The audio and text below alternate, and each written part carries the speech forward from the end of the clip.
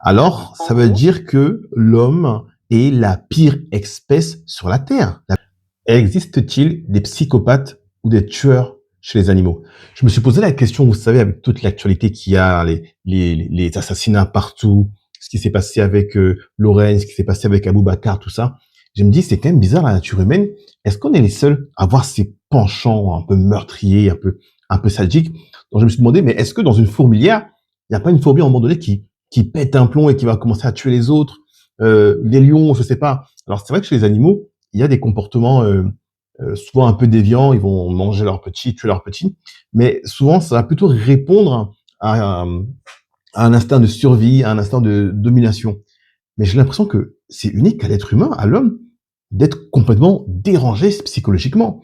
Donc on va essayer de voir avec ce qu'en pense notre ami Chat hein, pour discuter, voir ce qu'il en pense. Hein. salut Olivier, comment ça va aujourd'hui? Oh, ça va, ça va. Écoute, j'ai une question très précise parce que je m'interroge, tu sais, sur la nature humaine, sur le fait qu'il y a beaucoup de psychopathes et de tueurs en série chez l'homme. Et je me suis demandé, est-ce que chez les animaux, on va retrouver des fois les mêmes traits? C'est une question fascinante. Chez les animaux, on ne trouve pas vraiment de psychopathes ou de tueurs en série au sens où on l'entend chez les humains. Les comportements agressifs chez les animaux sont généralement liés à la survie, à la défense du territoire, à la recherche de nourriture ou à la reproduction. Il n'y a pas de planification malveillante ou de plaisir à faire souffrir comme chez certains humains. Cependant, il existe des comportements de prédation ou de violence intraspécifiques, mais ils sont toujours motivés par des instincts naturels. Alors, qu'est-ce qu'il y a d'unique chez l'être humain, chez l'homme, qui fait qu'à un moment donné, on va avoir des comportements déviants ou psychopathes? Ce qui est unique chez l'être humain, c'est la complexité de son cerveau et de sa psychologie. Les comportements déviants comme le psychopathe découlent souvent d'un mélange complexe de facteurs biologiques, psychologiques et sociaux. Par exemple, des traumatismes précoces, des déséquilibres chimiques dans le cerveau ou encore des influences environnementales peuvent contribuer à développer ces traits. Moi, je veux bien et je te remercie pour cette réponse. Ce qui m'intrigue, c'est qu'il y a des animaux qui vont se rapprocher de l'homme.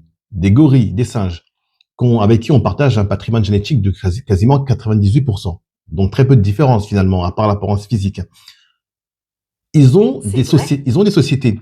Est-ce que dans les sociétés qu'ils ont, il n'y a pas des comportements déviants, d'autres singes qui veulent massacrer les autres par plaisir? Chez les primates, on observe effectivement des comportements agressifs, comme des conflits de dominance, des luttes de pouvoir, voire des cas de violence entre groupes rivaux. Cependant, ces comportements restent liés à des motivations instinctives comme la protection du territoire, l'accès aux ressources ou la hiérarchie sociale. Ils ne tuent pas par plaisir ou par planification malveillante comme un psychopathe humain pourrait le faire. Alors, En ça veut gros, dire que l'homme est la pire espèce sur la Terre, la plus cruelle.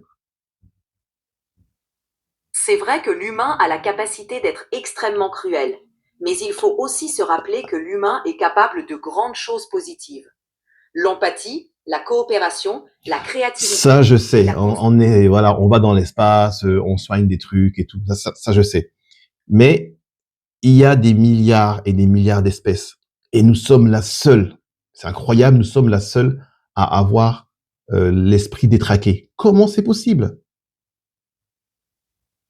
C'est vraiment une question profonde. L'unicité de l'esprit humain vient de notre capacité de conscience de soi, de réflexion abstraite et de la complexité de nos structures sociales, de En manière somme, unique. il n'y a pas de serial killer chez les animaux. Exactement. Il n'y a pas de serial killer chez les animaux. Merci beaucoup, Galadriel, de ton intervention. Oui, je l'appelle Galadriel, hein, c'est dans Le Seigneur des Anneaux, mais Galadriel dans les films, hein, pas dans la série, parce que c'est pas la même, et dans la série, elle m'énerve un peu. Voilà, visiblement, nous sommes sur la planète Terre, la seule espèce capable d'anéantir l'autre par plaisir ou par vengeance. Chez aucun autre animal, visiblement, on ne retrouve un comportement aussi déviant. L'être humain, c'est à la fois la gloire et la décadence, on dirait.